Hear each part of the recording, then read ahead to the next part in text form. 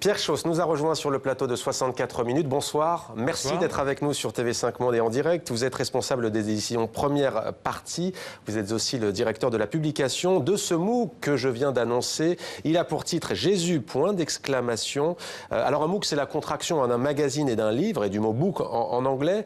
Il n'est pas périodique, disons-le. Pourquoi un MOOC sur Jésus précisément ? Parce que Jésus est toujours actuel et que là, on s'approche de Noël. Et nous, notre objectif était de montrer que Jésus avait encore sa place dans les linéaires de marchands de presse, au même titre que n'importe quelle personnalité, puisqu'il a un vrai impact sur la vie de beaucoup de Français, et notamment de personnes qui sont connues du grand public. C'est ce qu'on a essayé de montrer dans ce magazine, qui est un MOOC pour le moment. Et puis, si le succès est là, ce sera aussi un périodique. Et c'est aux Pays-Bas que vous avez pris cet exemple, cette idée. Et là, vous vous dites, il y a un spectacle qui se joue en ce moment en France, avec à la baguette Pascal Obispo, donc faisons de lui notre rédacteur en chef. Exactement, donc on était allé le voir en mars 2017, au moment où il présentait son spectacle pour la première fois à la presse. Et je lui ai dit, est-ce que tu voudrais être le rédacteur en chef d'un magazine sur Jésus? Alors il était assez interloqué au début, et puis on lui a montré que voilà, notre démarche et le sérieux, il a accepté de jouer le jeu. Avec la troupe d'ailleurs? Avec la troupe, oui, une partie de la troupe effectivement, qui a participé au magazine. Quel est son rapport à la religion, Pascal Obispo? Parce qu'on a effectivement des gens qui l'assument et qui sont chrétiens et qui ont la foi, on va décliner quelques exemples, et puis d'autres qui veulent tout simplement répondre et jouer le jeu et vous dire ce qu'ils pensent de Jésus. C'est ça, c'est montrer que Jésus est une figure qui impacte la culture et la société. Donc, dans le cas de Pascal Obispo, très clairement, il est intéressé par les thèmes bibliques. Il avait déjà fait les 10 commandements. Ouais. Et là, Jésus, je pense que c'est une figure dont la sincérité, dont le message l'a touché. Après, quand on lui pose la question, il répond, vous savez, j'aurais pu aussi faire un spectacle sur Gandhi ou sur Martin Luther King. Donc, il y a clairement un intérêt spirituel pour Jésus, pas forcément une démarche de pratiquant. Alors, il y a donc plusieurs chroniques à l'image des magazines d'art de vivre, des magazines spécialisés, qu'ils soient féminins ou masculins. Il y a une chronique mode aussi, de responsable Fashion Week en Australie, qui fait un article sur l'influence de Jésus dans ce secteur. Chronique musicale aussi de Grégory Turpin. Ouais. Chronique philosophie, psychologie de Frédéric Lenoir. Et vous parlez aussi de l'influence de Jésus, et ça c'est très frappant dans le sport, avec notamment l'ex-championne Marie Pierce, franco-américaine, mais qui concourait sous les couleurs de la France. Elle livre un très beau témoignage. Hein. Tout à fait. Tout à fait. Elle fait partie des gens dont Jésus a changé la vie.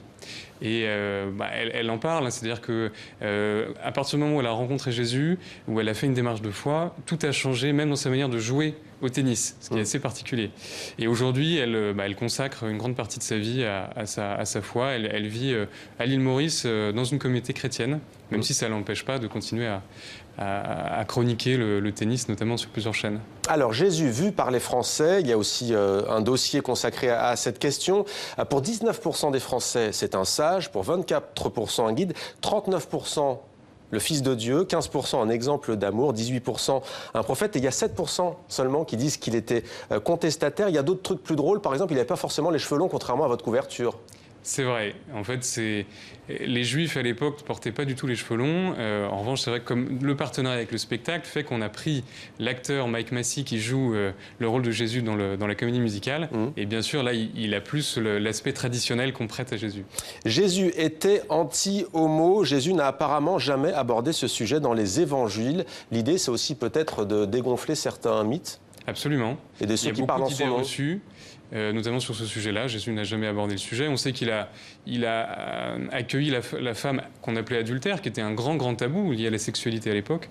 Non, Jésus aime tout le monde, accueille tout le monde, et c'est vrai qu'il n'a pas pris position sur ces sujets-là. Ouais. Noël, les Allemands célébraient le solstice d'hiver et les Romains les Saturnales, un festival en l'honneur de Saturne, le dieu de la lumière. Et avec la christianisation, eh bien, ces fêtes furent remplacées par la célébration de la naissance de Jésus. Un footballeur maintenant, Neymar, connu dans le monde entier, il joue actuellement au Paris Saint-Germain. Il y a ce bandeau sur son front qui a fait couler beaucoup d'encre, 100% Jésus. Là, c'est assez frappant, le rapport qu'il a avec le Christ.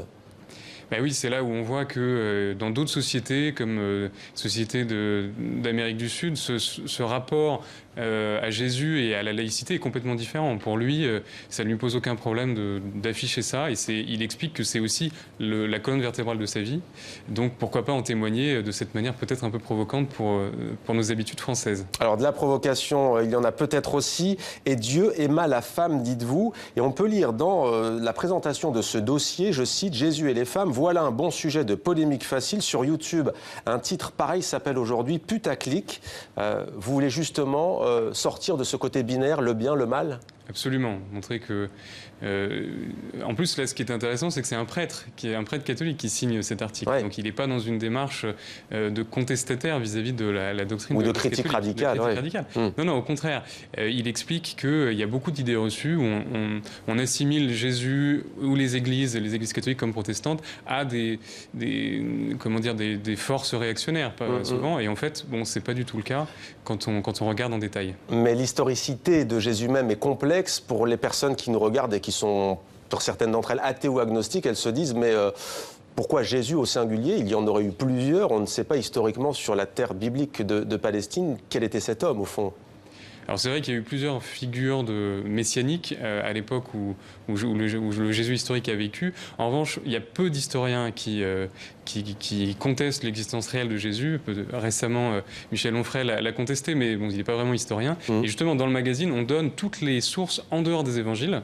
Bien sûr, les évangiles parlent de Jésus, mais il y a aussi des historiens comme Celsius, comme Pline l'Ancien, comme Flavius Joseph, qui, à l'époque, alors qu'ils ne sont pas du tout chrétiens, documentent le fait qu'un juif nommé Jésus a existé et il y a eu un impact important sur la société d'Israël de l'époque. Alors, parmi les personnalités, il y a le fondateur du SAMU social, Xavier Manueli, qui était notre invité pas plus tard qu'hier. Il était assis à votre place. On avait la semaine dernière Michel Onfray. Un mot peut-être sur la photo de Mahmoud Abbas, une photo de 1498. C'est quoi ça? On l'a peut-être pas forcément sélectionné à l'image, mais ça me revient maintenant. Alors ça, c'est un cadeau qui a été fait par le président du Salvador à Mahmoud Abbas, qui est une représentation de la scène de Léonard de Vinci. Et donc ça montre que c'est aussi un cadeau diplomatique qui est censé marquer les relations de paix entre deux États. Voilà, Jésus a un message de paix. Et en fait, c'est aussi, pourquoi on l'a mis, c'est que juste après, il y a une mosaïque avec tous les détournements de cette scène, de la Sainte Seine de Léonard de Vinci, dans la pub ou dans la pop culture. Le détournement donc, de cette scène. Une maquette léchée aussi qui joue avec les codes du MUC. La gastronomie aussi, et à chaque fois centrée sur Jésus avec des personnalités inattendues qui en parlent soit, on le disait, parce qu'elles sont chrétiennes, soit parce qu'elles sont interpellées par le parcours du Christ. Qu'est-ce qu'il y aurait eu dans son assiette aujourd'hui? Est-ce qu'on peut le savoir? Il y a quelques idées peut-être? Voilà, on a consulté de grands chefs et des gastronomes. Un ami qui est libanais et qui nous a prêté son restaurant avec les ingrédients dont on sait, d'après les recherches historiques et d'après les évangiles, que les ingrédients existaient à l'époque. Et donc ça donne, il y a un plat qu'on appelle le Capharnaüm de Saint-Pierre du lac de Tibériade. En plus, le jeu de mots avec Saint-Pierre qui était l'un des disciples du Christ. C'est quoi comme plat? Le Saint-Pierre, c'est un poisson d'eau douce qui a été préparé magnifiquement par le chef Jacques Ledivellec. Mais pour l'accompagner, le plat, on a quoi? Les ingrédients présents, c'est quoi? C'est l'huile d'olive? Alors, il y a de l'huile d'olive, il y a beaucoup de graines, du pois chiche, des fèves. On a aussi un dessert à base de lait de brebis. C'est vrai le lait de chèvre et de brebis est souvent cité dans les évangiles. Voilà, donc là c'est vraiment un côté humoristique. On a mis plusieurs experts de la cuisine et puis un prêtre pour parler de ce qu'il y avait dans l'assiette de Jésus. Et il y a notamment aussi François Mornière, ancien patron des rédactions de l'Équipe, qui dit « Jésus serait gardien de but dans une équipe de football, celui qui sauve l'équipe et que l'on oublie ». Merci beaucoup Pierre Chose d'être venu sur notre plateau. On peut donc trouver Jésus en kiosque, bien entendu. Tout à fait, dans tous les kiosques. Jusqu'à fin janvier. Et puis voilà. Et puis on verra la suite avec vous. Merci à vous.